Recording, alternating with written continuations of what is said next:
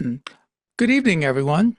My name is Doug Hansen, and I'm the president of the Icelandic National League of the United States.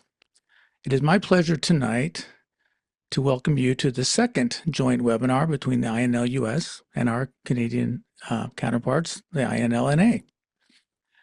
It is also the first of a series of joint webinars we plan to hold regarding the Icelandic settlements in North America.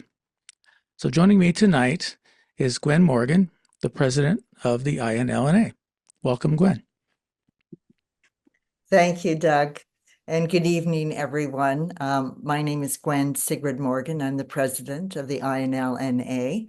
And we are on the INLNA part. We're so happy to be doing this joint presentation with INL US, Western Icelanders coast to coast, and tonight featuring Utah, who are having their 170th anniversary since settlement, and Markland, Nova Scotia, celebrating its 150th anniversary. So first, before we begin, out of the deepest respect for the Indigenous peoples of Canada and of the United States, we will begin with a land acknowledgement. And if you know the names of the Indigenous peoples where you are, the invitation is to bring them to mind, whether you know their names or just an image. Many Indigenous, Native American, Métis peoples helped our people during those early years of settlement.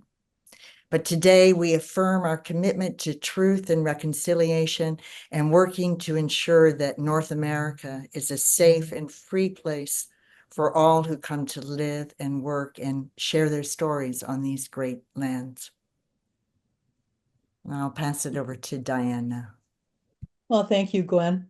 Hello, I'm Diane Okonski with the INLUS, and I am also very happy you are able to join us for our program this evening. Before we get started, there are two things to be aware of. First, the program is being recorded, and it will be available on our INLUS website and YouTube channel within the week. Second, the Q&A portion of the program will be held after both Jay and Susan have given us their presentation. Please use the Q&A button in Zoom to ask your questions just as soon as you think of them.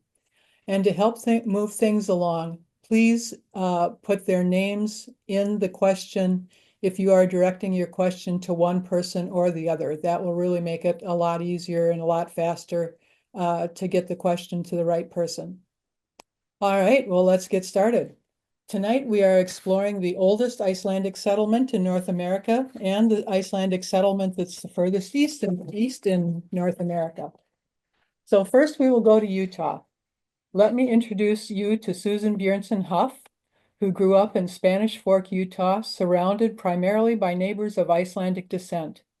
She lived next door to her Icelandic grandfather, Gisli Björnsson, who was born in Reykjavik and immigrated with his parents and relatives when he was just 3 years old. Her grandfather was a farmer and a cattleman, and every farm he acquired, he named. Susan didn't think anything of it at the time until she visited Iceland for the first time in 2012. When she was there, she realized that her grandfather was following a long-standing tradition of naming his farms.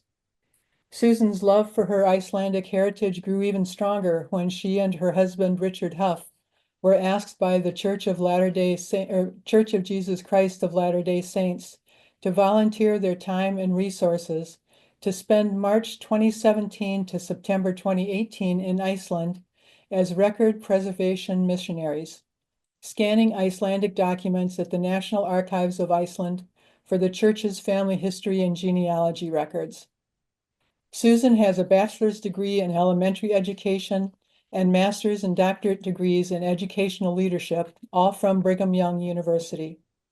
She retired after 34 years as a teacher and elementary school principal, but continues her work as an educational consultant, mentoring principals and working with schools to improve student learning. So Susan, welcome to tonight's program. I'm anxious to hear what you have to tell us about Spanish Fork, and I'll just turn it over to you. Great. Thank you so much. I'm really happy to be here tonight to talk about Spanish Fork, Utah, the oldest continuous Icelandic settlement in North America and my hometown. The story for me begins growing up in Spanish Fork. I lived in an Icelandic neighborhood, and my husband and I reared our 5 children in that neighborhood. For 25 years, we lived next door to my parents. We built a house next door to my parents in this home that was built in 1900 by my Icelandic great-grandfather, Peter Valgardsson. 4 generations of our family lived in this home. And this home is located on what is referred to as the Icelandic Bench, or a raised hill area in Spanish Fork. It's called the Icelandic Bench because many of the early Icelandic immigrants settled and lived in this area of town. So when I was a child, most of my neighbors were Icelandic. They were family. We were a close-knit group, and we spent time in each other's homes. We watched out for each other. Most of the Icelandic immigrants, when they came to Utah, they were poor. But over time, they worked hard and they prospered.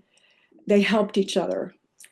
So my father told me that when he was a boy, it was his job to carry buckets of coal for heating and cooking to the Icelandic widows on the bench. He also shared with me that when his mom made soup, she would pass along the soup bone to another Icelandic family to use. My great-grandfather, Peter Valgardsson, recorded that after he sold his property in Iceland, the proceeds of that sale he used to make loans to other Icelandic immigrants in Spanish Fork after he came there in 1875.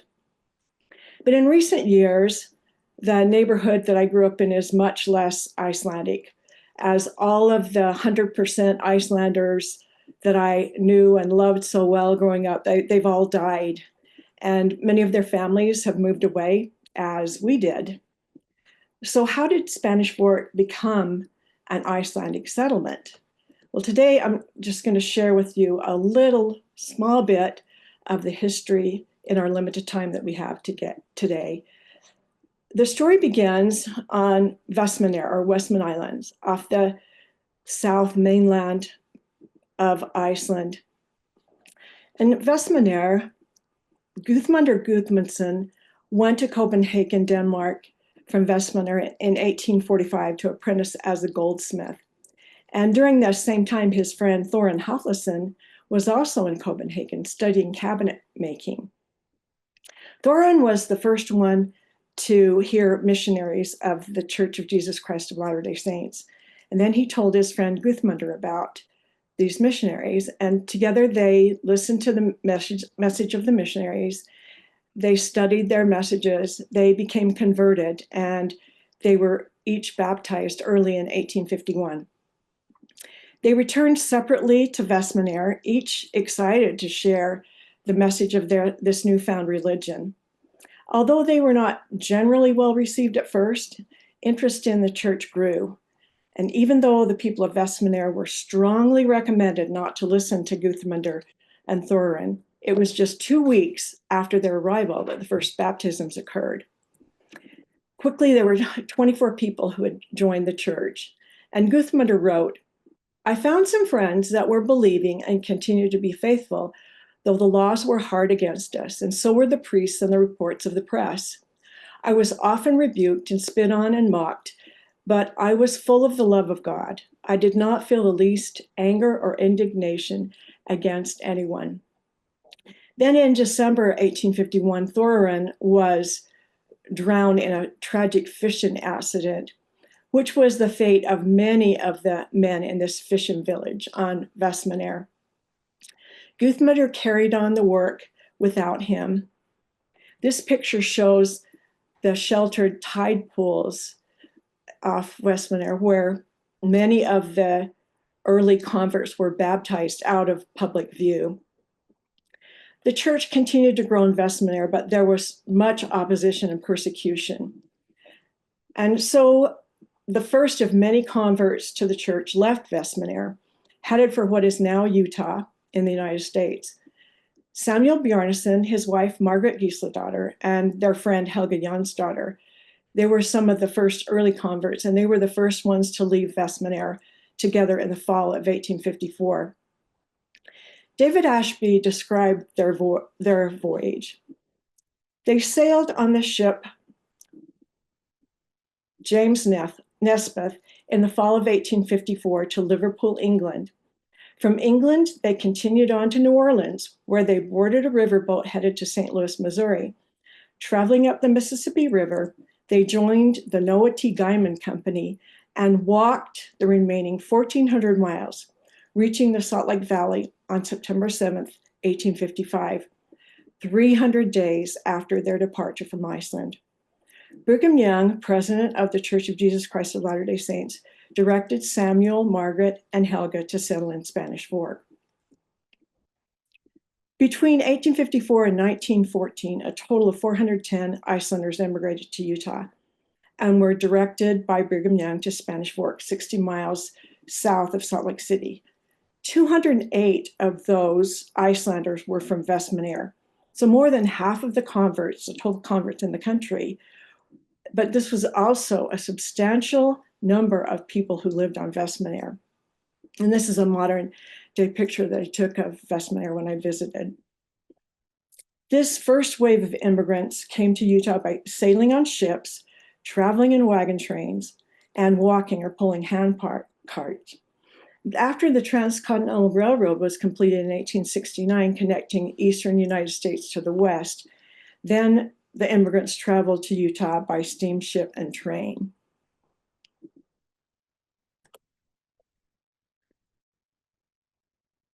So 3 original travelers, soon there were 16 Icelanders living in Spanish Fork.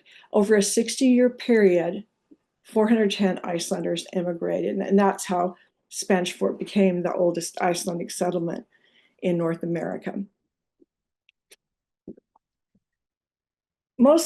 Some Lutheran family members left Iceland with their Mormon convert relatives.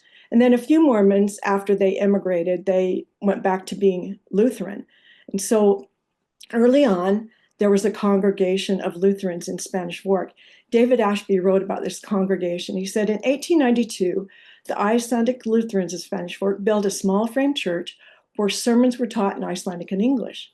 Runeful Runolfsson, who had joined the Church of Jesus Christ of Latter-day Saints in Iceland and emigrated to Spanish Fork, converted back to Lutheranism and led this congregation, unquote. So nearly all of the Icelanders who came to Utah were directed by Brigham Young to go to Spanish Fork to begin with. But then, for example, my great-grandfather, Peter Valgartson, he left Spanish Fork with his 5 sons to go homestead in Taber, Alberta, Canada. And there were others that went to different places in the West. My other great-grandfather, his 2 sisters, left Spanish Fork and went to Emery County, which is 85 miles southeast of Spanish Fork. And they went there because land was cheaper there. There's a great book by Fred Woods called Fire and Ice that really does a good job of describing this journey. There are 2 reasons primarily why the Icelandic culture and heritage have remained strong in Spanish Fork, although there were many European immigrants from other countries who settled in Spanish Fork. And one reason is the Icelandic Association of Utah, which was formally organized in 1897, which is just one year after Utah received statehood, and the Icelandic Monument, which is now referred to as Icelandic Memorial, which was built in 1938. So these 2 things have really helped preserve the culture. Many Icelanders lived near each other in Spanish Fork, and they gathered often formally and informally. So to preserve their culture, the Icelanders formally organized the Icelandic Association of Utah in 1897, and they gathered together annually for Iceland Days. Iceland Days celebrations have been held in various locations in and around Spanish Fork over the years. My father's earliest recollections of Iceland Days were an encampment up Spanish Fork Canyon at some warm springs. My aunt recalled that Iceland Day celebrations were held at their family home. And I remember Iceland Day celebrations at various resorts in the valley that had picnic areas and swimming pools. I loved Iceland Days because it was typically the only day in the summer that my hardworking father, who was a cattleman and farmer, would take the afternoon off to take us to the Icelandic Day picnic. But I have a vivid memory of one year sitting on our back porch with my younger siblings, watching all of our Icelandic neighbors load up in their cars, heading out for Iceland Day, knowing that we were going to miss it this year because my dad was in the middle of a grain harvest and my mom was driving truck for him. And we were so sad that we were going to miss it that year. We really looked forward to meeting with our Icelandic neighbors, our family.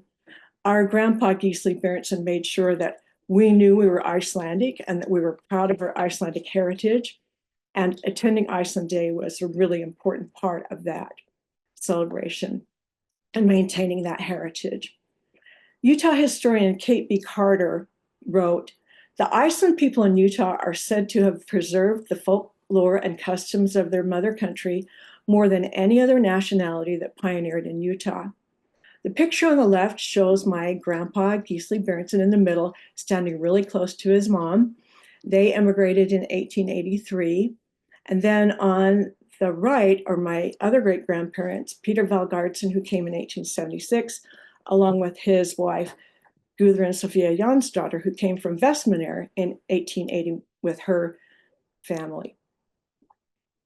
In 1838, the Iceland Monument was dedicated at Iceland Day celebration. This was a really big monumental celebration.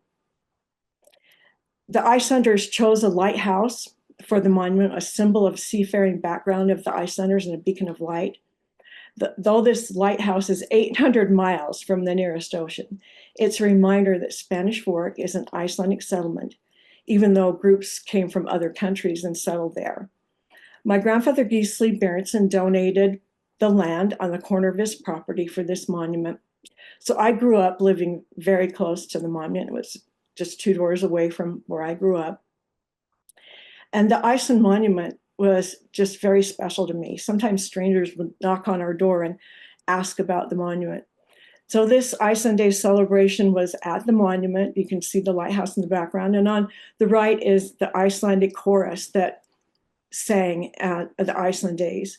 My dad had 9 sisters, and he was the only son.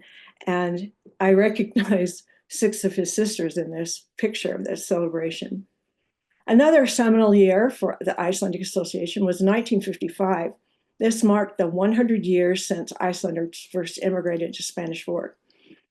A 3-day program was held, and there were queens that were selected, Icelandic queens. There was a visitor from Iceland, Peter Eggerts, who spoke. I put a picture of my dad in his Navy uniform next to Peter Eggerts, and I think there's just such a strong Icelandic resemblance between the two of them. And then on the right is our family float from 1955. Every Icelandic family had a float. My dad and his cousin Paul Valgardsson depicted Irish monks who were the first to settle in Iceland. Then in 1985 Iceland Days, I was selected as the president of the Icelandic Association of Utah. I was the first woman to serve as president of the Icelandic Association of Utah. The picture on the left is a picture with me and my 3 daughters, along with our friend Donna Stone at Iceland Days. And on the right is some pictures of our picnic celebration. The Icelandic shirts and hats were a big hit. The logo on the back of the shirt said, "Icelanders love America. We should." We discovered it. Then in 1997, that was another seminal year for the association. It was the 100th anniversary of the Icelandic Association of Utah. President Grimson from Iceland came with his wife, and there were some upgrades made to the monument. Flagpoles erected with the US flag and the Icelandic flag. President Grimson and his wife were invited to be masters of ceremonies at the Fiesta Days parade, honored by all the citizens of Spanish Fork. The year 2000 was another seminal year. the Icelandic Association of Utah built a monument on Vestmannaeyjar and dedicated this monument. It's a beautiful angel sculpture called the Messenger, sculpted by Utah sculptor Gary Price. And then a beautiful granite wall with all of the names of the 410 Icelanders who emigrated. The angel looks out towards the tide pool, still called the Mormon Pond in Iceland. Every couple of years, the Icelandic Mormons gather at this statue, this monument, to commemorate the beginning of the church in Iceland at Vestmannaeyjar. Also in 2000, it was another important year. It was the introduction of the Road to Zion exhibit. It was first housed at the Icelandic Immigration Center in Huff. Then it was moved to Reykjavik in 2005 to the Culture House. And then in 2011, it was moved to its permanent home on Vestmannaeyjar at the Saganet Mar Folk Museum on Vestmannaeyjar. This is Kari Bjarnason, who is a historian at the museum. He's been very instrumental in securing this beautiful exhibit that you can see on the second floor of the museum. This shows a close-up of pictures on the wall of the people that are featured there. 2005 was a really awesome year for the Icelandic Association. It was the sesquicentennial celebration. My cousin's son, Riley Hall, took on the Icelandic monument as an Eagle Scout project, and he enlisted help of lots of volunteers in the community, and they redid the whole monument. And it was a really beautiful remodeling. And there was a rock that was brought from Westman Island. And then there were plaques, bronze plaques, that tell the story of the Icelandic immigration. And then you can see in the middle a replica of that granite wall that's in Vestmannaeyjar, minus the angel statue that shows the 410 Icelandic immigrants who came to Spanish Fork. So top left is the Icelandic monument. Then it was transformed to the Icelandic memorial. Again, President Grimson came to Spanish Fork. He was a featured speaker, along with LDS Church President Gordon B. Hinckley, who rededicated the Icelandic memorial. There were so many people who came. The streets were filled with people who came to participate, many Icelanders, but many people from the community. It was estimated over 2,000 people assembled in the streets to witness that rededication of the Icelandic memorial. So the Icelandic Association of Utah, what's it doing nowadays? Well, it sponsors a Yule Lad breakfast or Christmas breakfast in December. And then Thorabloat, we just had our Thorabloat celebration actually last Saturday in Spanish Fork. And then finally, the summer celebration that happens every year with Iceland Days in the park. It's usually in the city park. So because of the Icelandic Association of Utah, Icelandic Memorial, which is on a very busy road in Spanish Fork, lots of people drive by, it gets lots of exposure. These two things have really helped preserve the Icelandic heritage and culture and keep it vibrant in Spanish Fork. Thank you so much. I said, thank you very much, Susan. I really enjoyed hearing about Utah. And now we're going to move to the east coast of Canada to learn about the Nova Scotia settlement called Markland. So our second speaker is Jay Lalonde, who is a PhD candidate in the Department of Historical Studies at the University of New Brunswick. They received the prestigious Social Science and Humanities Research Council Doctoral Fellowship in 2023 for the project Model Settlers, Dirty Foreigners, and Colonial Agents, Icelandic Settlers in Nova Scotia and Atlantic Canada's Immigration Policy, 1850 to 1900. So Jay has always been fascinated with Iceland. He's not Icelandic by birth, but in 2015, Jay went to Iceland to take a summer course in Icelandic and then was awarded a scholarship to do a BA degree in Icelandic as a second language at the University of Iceland. So Jay speaks Icelandic and I think Norwegian. They also completed a Master's of Arts in Inter-American Studies from the University of Iceland. And then in 2017, Jay learned of the existence of this 19th century Icelandic settlement in Nova Scotia and decided to do their PhD thesis research around it. So they are currently working on a chapter describing how there were three competing plans for the Icelandic settlement in 1874 to 76, that period. One was Nova Scotia, another New Iceland in Manitoba, and as Jay describes it, a rather fanciful plan for an Icelandic colony in Alaska. I also thought it was really interesting that Jay has been doing a research internship at the Arctic Institute, the Center for Circumpolar Security Studies based in Washington, D.C.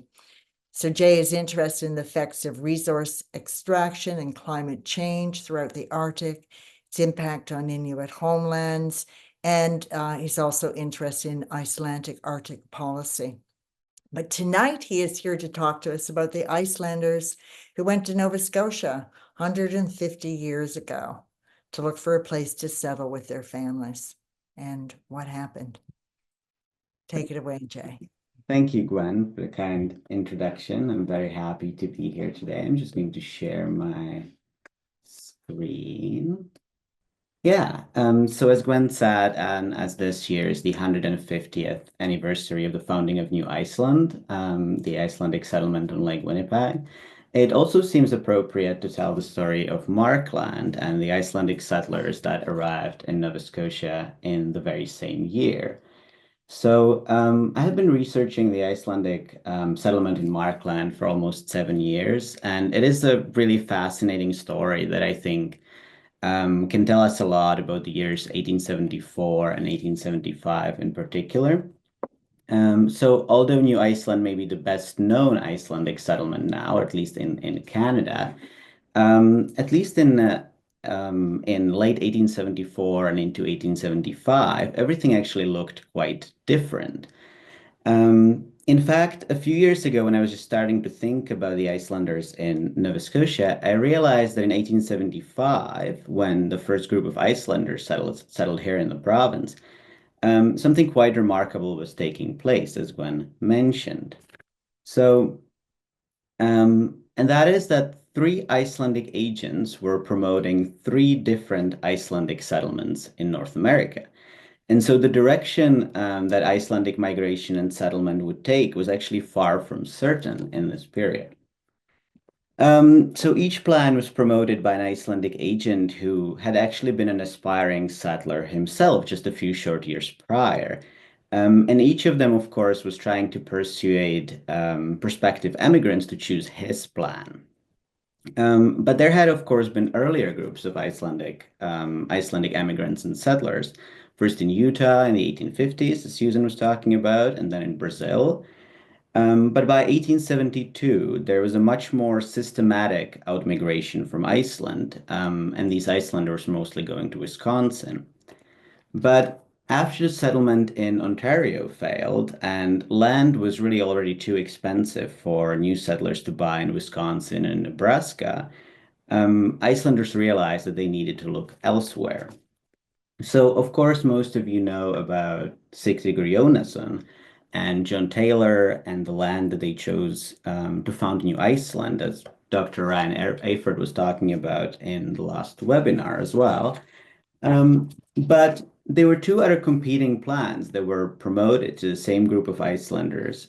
So Icelanders who were dissatisfied in Ontario and also Icelanders who were still in Iceland and were reading letters and newspapers and were considering their options. So the second plan was the rather fantastical scheme promoted by Jón Ólafsson, who suggested that Icelanders should settle Kodiak Island, Alaska. And Jón thought that Kodiak would be the perfect destination for an Icelandic colony. And he wrote about it at length, and he imagined that most, if not all, of the about 70,000 Icelanders at the time would eventually leave Iceland for Alaska, and then they'd be able to take over the entire Trans-Pacific trade. And He had this very involved plan how that would happen, but there was never any support, especially to provide free passage to Alaska, and that never happened. And the Nova Scotia plan was somewhat more modest, and was led by an Icelander called Johannes Arngrímsson, as you can see in the handbook here. And so all of these three agents published promotional pamphlets or booklets that you can see here that they distributed in Iceland to try and interest prospective settlers. So Johannes, who also used the name John Anderson in America, first met Icelanders who were arriving in Toronto in summer 1874, and he tried to persuade them to settle in Nova Scotia instead. And he was unsuccessful at that time, but he did not give up that easily. And so he traveled to visit the Icelandic settlement in Kinmount, Ontario, in the fall of 1874, just a few months later. And at least some of his compatriots immediately questioned his motives then and the plan that he was promoting. For example, Fridtjon Fridriksson, who was an ally of Sigtryggur Jónasson and who later settled in New Iceland himself, was really highly skeptical of both the Alaska and Nova Scotia settlement plans. And he's probably the loudest critic whose letters we have and whose letters survived. And Fridtjon called Johannes's plan, quote, delirious nonsense and stupidity. And he said that some Icelanders were just so completely blinded by his promises that they collected their last money to send him to Nova Scotia to lobby the government there. But most settlers were so unhappy with the conditions in Ontario that Johannes was much more successful with his pitch then, so in fall 1874. So the Nova Scotia government promised, as you can see here, and this is one of the ads that Johannes ran in Icelandic newspapers, a newspaper Norðanfari. So the Nova Scotia government promised free passage from Iceland, which was really important because most Icelanders could not afford to pay the full fare.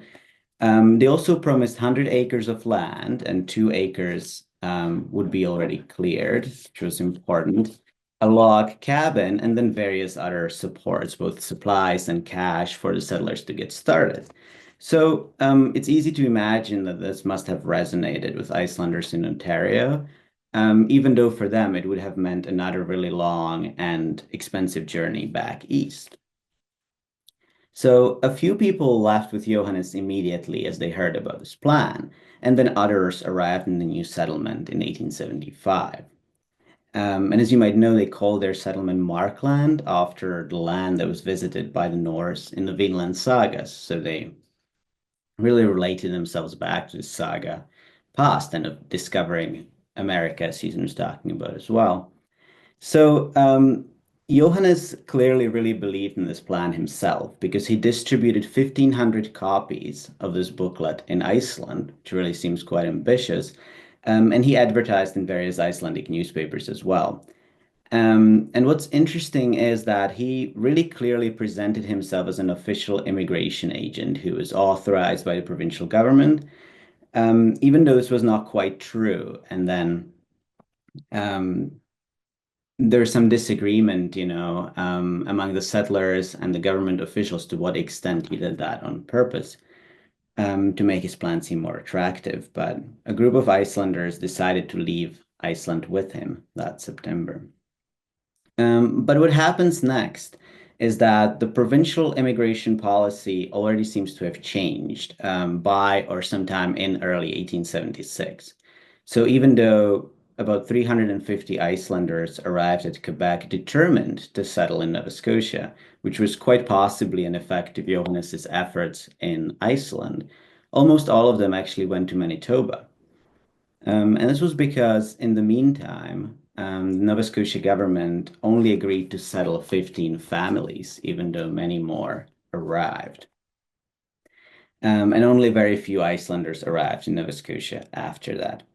And in 1877, the provincial immigration agent D.J. Campbell wrote in his immigration report that the, quote, experiment of the Icelandic colony had proven too expensive, and he did not recommend any further attempts, even though the settlers would, according to Campbell, likely become self-reliant in the future.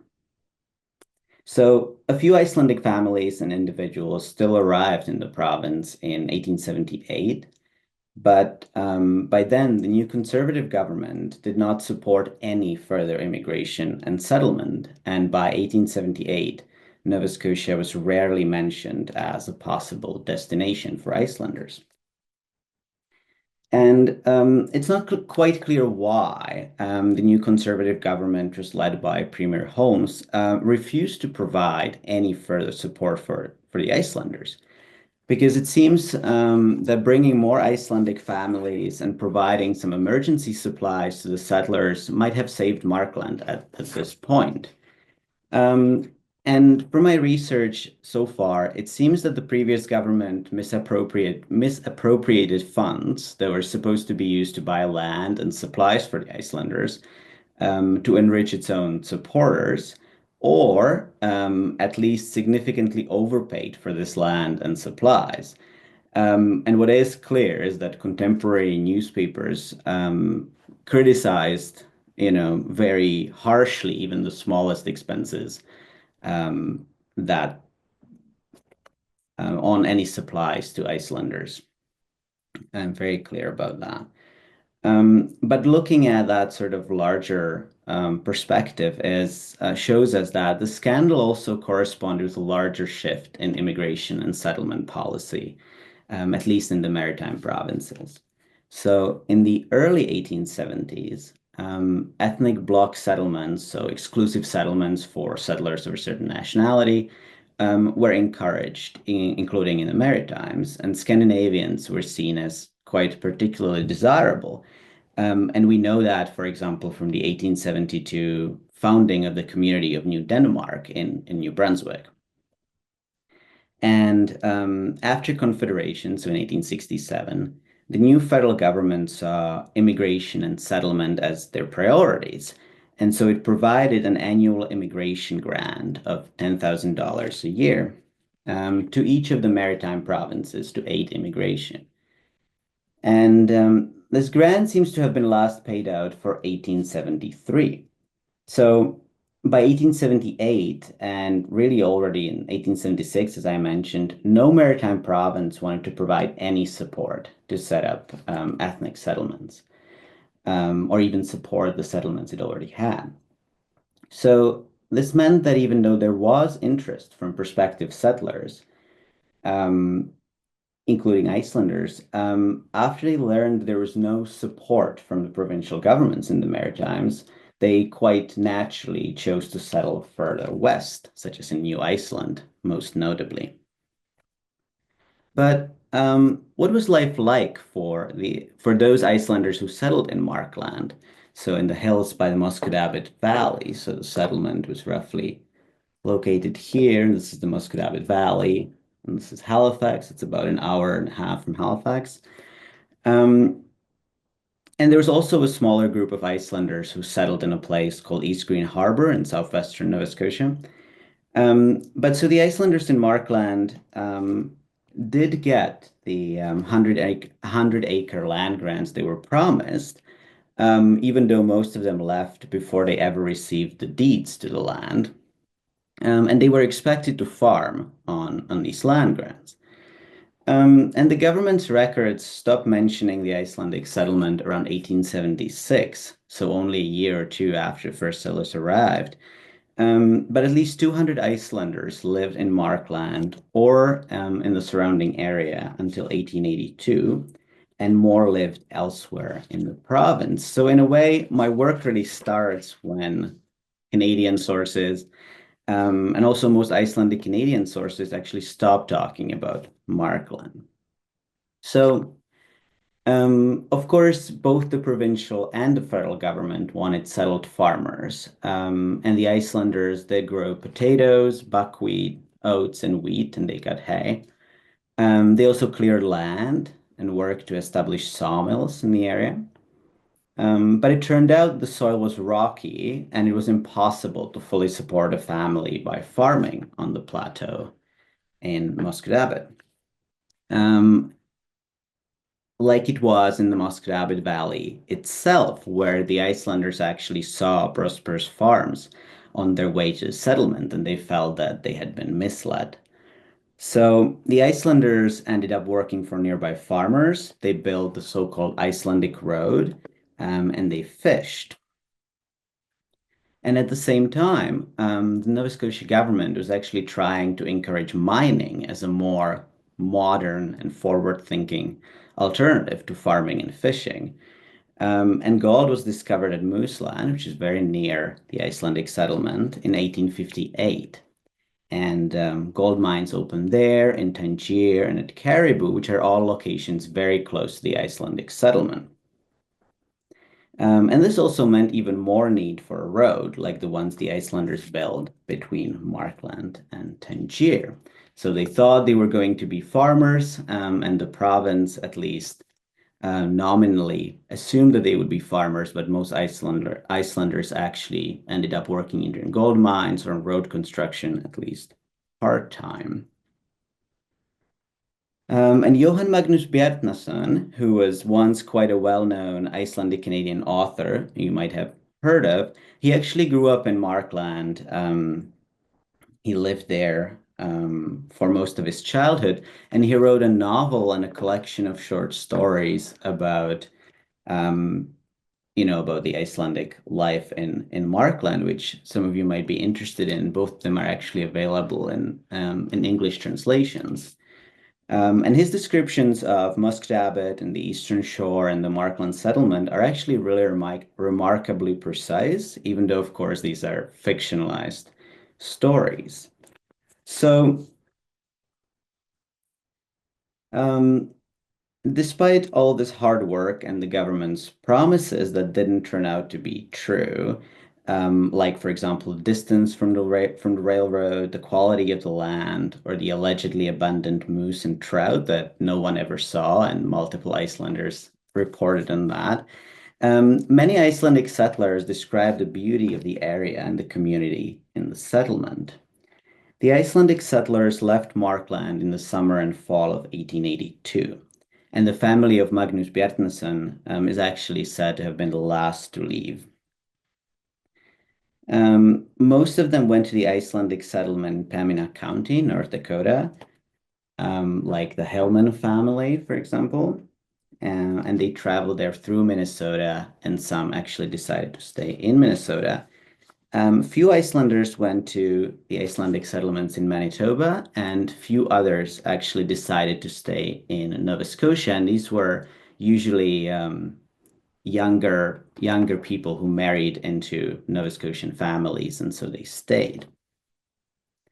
So what can you see in Markland now? So it's really only traces of cellars, foundations and basements and wells, along with small clearings, tree stumps, that you can see on the settlement site. The area is still used largely for logging, which I think is quite telling that there has been no permanent settlement in this area since the Icelanders left in 1882. But some sites and wells have been marked by the Icelandic Memorial Society of Nova Scotia, so you can visit the site and see some of the lots where Icelanders lived and follow their stories. So as you can see, it would have been impossible to farm in this area. And one of my biggest questions right now in this ongoing research is to try and figure out what the government knew, what the immigration agents knew, and why they decided to send the Icelanders to this area and told them to farm. So as I said, there's been no permanent settlement in this area. It is used for logging, and there have been some attempts to restart gold mining since Icelanders left. Thank you so much for listening, and I'll be happy to answer any questions about Markland. Thank you. Well, thank you, Jay, and thank you, Susan, for sharing all of your knowledge with us on Utah and on Markland. It's very interesting to hear the history and learning about all the challenges that people had to face when settling in these areas. We do have one question that has come in for Susan.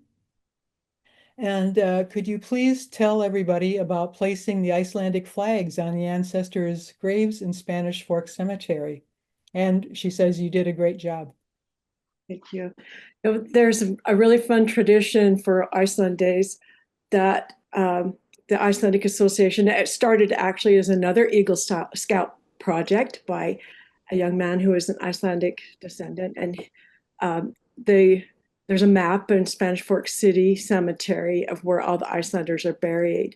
And an Icelandic flag is placed at each grave to commemorate this Icelandic immigrant. That's one of the places in 2005 where President Grimson visited along with President Hinckley. They went to the cemetery to see this beautiful view. My husband was a funeral director and we had a mortuary. So I've been in funeral services. He's been in cemeteries all over the state and he's worked in other states. Spanish Fork has a really beautiful cemetery. It's just a beautiful place. And to see these flags displayed, I should have had a picture of that I included because it is really a beautiful thing to behold. All right, thank you. Thank you. Now, Susan, when I introduced you today, one of the things that was in the introduction was the fact that you and your husband spent well over a year scanning the various documents. Are those documents now available in the LDS genealogy library? Yes, well, thank you for asking that question. This was such an amazing opportunity for us. We scanned, it started with the parish census records. There was another couple before us that almost got those finished. We did a few parish census records, and then we went to the ministerial books. As we finished a collection, the National Archives immediately published those on their website. So all of those collections are currently available on the National Archives of Iceland website. They're very easily accessible. So the parish census records are, they're currently being indexed through Family Search I can tell it's AI that's indexing them because it's so awesome that you can actually go in and see those and attach those. Every week I'm into those records because you can access the Icelandic records that these wonderful priests saved and collected from the comfort of your own home. You don't have to go to Iceland. And so, yes, you can, the Icelandic census records are available online. There are a couple of census records that haven't been published yet that I'm waiting for. 1801 is not yet published, and that one leaves a big gap. So 1703 is the earliest census record in the entire world. Iceland did a census of the entire country in 1703. And then my favorite census record collection is 1816 because there's so much information, and that record includes not only the relationship in the family, but very often the birthplace of that person, and then always the farm where they lived. So yes, anyone can access the records that we scanned. Thank you so much. Gwen has a question for Jay. Yeah. Hi, Jay. Thank you. Thank you to that. I learned a lot. One thing I was fascinated is that there were 200 settlers that I didn't realize it was that large at one point.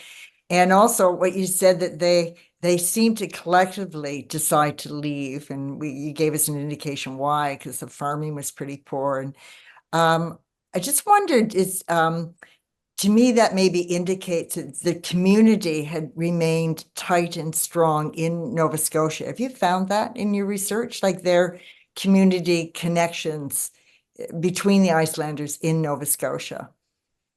You mean the people who decided to stay in the province? Yeah, or even during, I don't even know if they would have any sense with the people from 1875 to 1882 when they were left en masse. Did they set up churches? Did they have schools? Did you get a sense of the community that they created?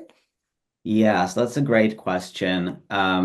And it's interesting because, as you said, the Icelanders decided to leave because farming just wasn't viable. They sort of tried and tried and tried and decided that they had to leave. But so many of the settlers whose letters or diaries survive actually say that they really loved the area and they had really great relationship with their neighbors who weren't Icelandic, and they just created a really good community. But the community wasn't quite big enough to, for example, establish a church, which is something that they tried to do over several years, and they had a Lutheran congregation in Lunenburg, which is very close to where I live, and it's over 200 kilometers away from 200 kilometers from the settlement. And they really advocated for a church there, but they were never able to establish it. And the same thing, they had a school to begin with, and they had a Scottish school teacher, but then I think the province kind of didn't want to invest into the community anymore because they kind of didn't want to provide any more support, and they really just wanted to forget that expense, and they kind of it kind of seems that they hoped the Icelanders would leave. So they basically cut all of those services and people were just left on their own. And it seems that if those services had been provided, especially school and an access to a Lutheran church, then a lot of people would have decided to stay. Because it seems that the community was quite tight and interconnected. Also, a lot of people knew each other from Iceland because most people emigrated from northeastern Iceland. And quite a few of the settlers that I managed to trace, they were neighbors in Iceland and they were still neighbors in Markland. So those connections are quite clear. All right, there's another question for you, Jay, about the Lockport settlement in Nova Scotia, and how did that fit into Markland? This person believes that Lockport was settled about the same time as Markland was. So that's a great question. So Lockport, or East Green Harbor, was settled a little bit later. I think 1877, if I'm not mistaken. I'm not quite sure right now. And that was an attempt um, to make Icelandic settlement in the province viable or more productive after it turned out that farming really wasn't possible in Musquodoboit, and there weren't really many jobs because it was probably the most remote area of mainland Nova Scotia that you could, set up a settlement in. And so there was a plan to purchase land in Lockport and send new Icelandic settlers who were arriving from Iceland there, and potentially some settlers from Markland as well. And this is exactly where this sort of scandal with potentially misappropriating public funds comes in, because the province purchased land at Lockport for what seems a really inflated price from someone who the immigration agents at the time knew personally. First wanted to settle the Icelanders in Ireland. That didn't work out. Um, so it was kind of part of this land speculation project on the part of the government to try and figure out where the settlement should go and who has to pay for the land. But quite a few people actually left Markland to go to Lockport because they see that they had maybe more opportunities there, especially people who knew trades. There was a shoemaker and a carpenter, and I think locksmith, people who had um, that kind of knowledge moved to Lockport because it's a small town already at the time. And a few people actually stay there. One family, the Huskelson family, you might know, still lives around Lockport, and a few single people stayed there as well. And a few people are actually buried in Lockport as well, a few children especially. So it seems to have been a way to provide opportunities for the Icelanders who wanted to stay in the province, even though the government probably would have preferred if they just left and went to Manitoba or somewhere else. But a lot of people actually wanted to stay. And so the Lockport settlement was kind of an attempt, I think, to make that happen, especially as there was a lot of fishing happening at the time. And the immigration agent actually suggested that Icelanders might actually find jobs in fishing more easily than to farm. So that is what happened. But the details are still a little bit unclear why Lockport and not somewhere else. And that seems to have been just that personal connection that an immigration agent had, which was actually quite common at the time. Often these are decisions made in sort of personal networks and contacts. Okay, thank you. Susan, we have a follow-up question for the census discussion. How many people lived in Iceland for that very first census? That's a good question. I did know the answer to that, but I can't recall. It was countrywide. I could look it up, but it might take me a minute to find it. I'm not really sure. I'm sorry about that, but it was in 1703. It was the first countrywide census in the world. It's recognized by UNESCO because they did a great job of going around the whole country. And that census record is indexed and searchable on the National Archives website. And so you can enter a person's name, you can search by farm or by county, where they live, by Sisla, and pull up those records from 1703. I'm sorry, I can't recall the number of people that there were. Well, that's all right. If you find that, we can certainly send that out with a notice. Okay, I do have it in a file, so I'll send that to you. Perfect. And Jay, if you could quickly answer, how did the provincial and federal support for Icelandic immigrants vary by provincial location, and did it evolve over time? Yeah, so if provincial location means like in different provinces, probably. Um, so as far as I know, support was only provided to Ontario and then the Maritime provinces, so Prince Edward Island, New Brunswick, Nova Scotia.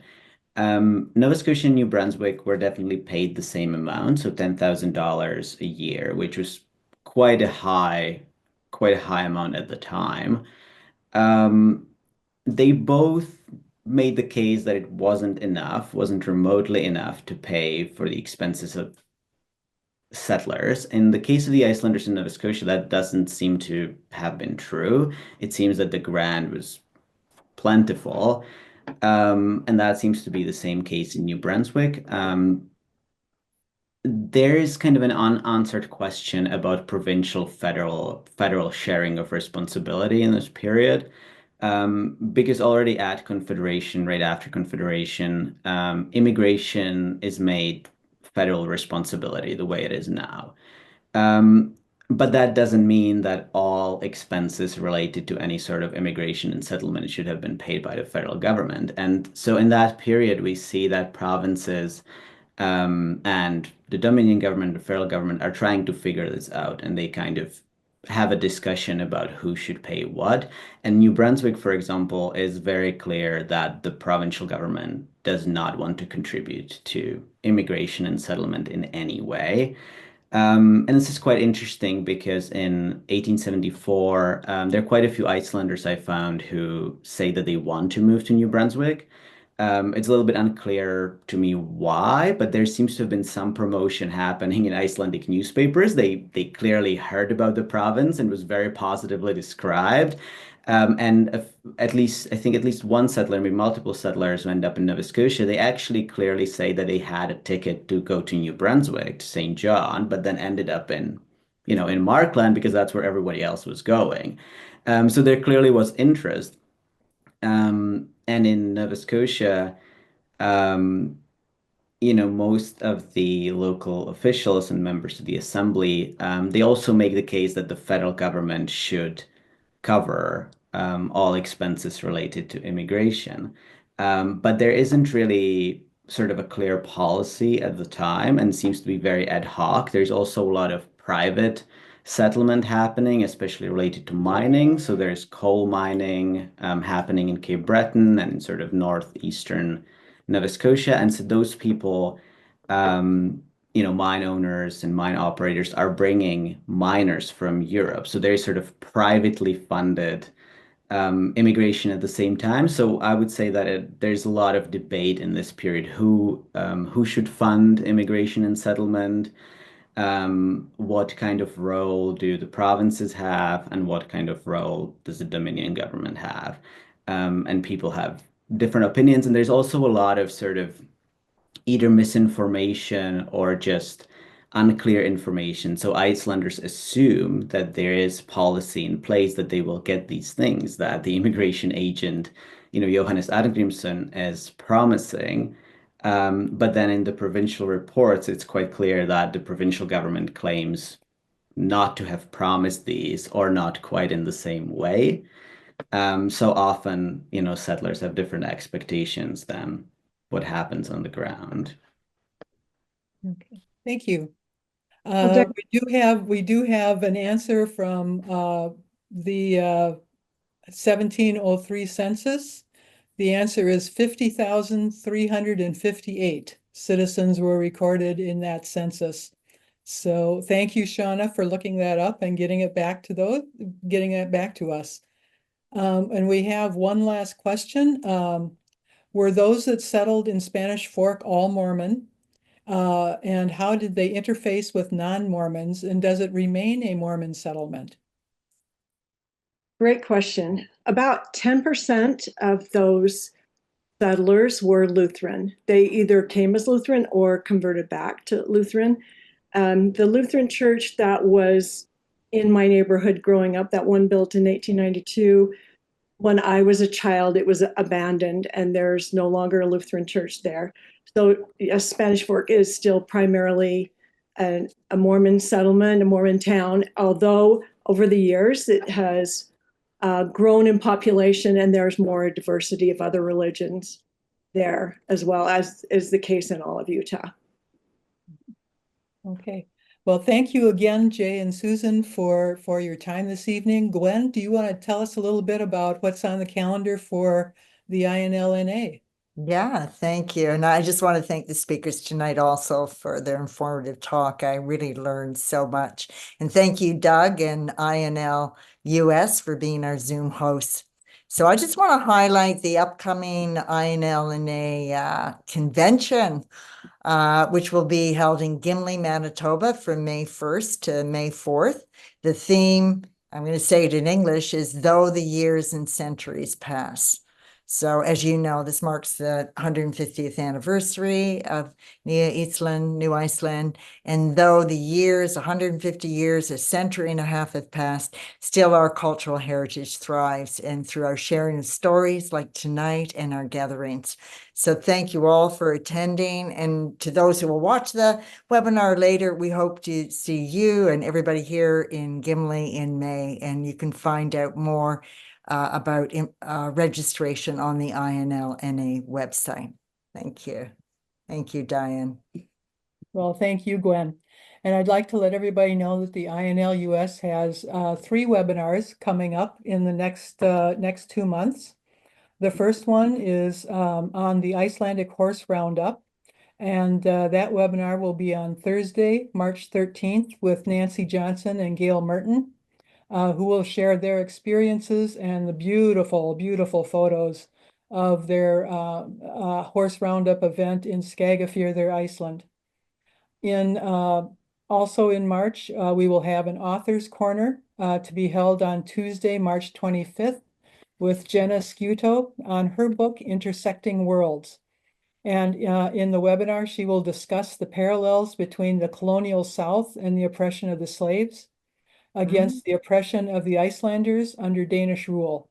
So I think that's going to be a very interesting talk from her. And as we move into April, we will have a webinar on Tuesday, April 15th with Jon Thor Viglandsson, the Public Relations Director for Iceland Search and Rescue. The March webinars will be held in the evening. The ISAR webinar will be a morning event since Jon Thor is in Iceland. Announcements will be sent out with all the details. So please make sure that you've signed up on the INL US website to receive our blogs. So thank you once again, Gwen, Susan, Jay, Doug, for all your time today. And thank you for all of those who have attended. We'll see you soon. Bye-bye. Thank you, everyone. Thank you.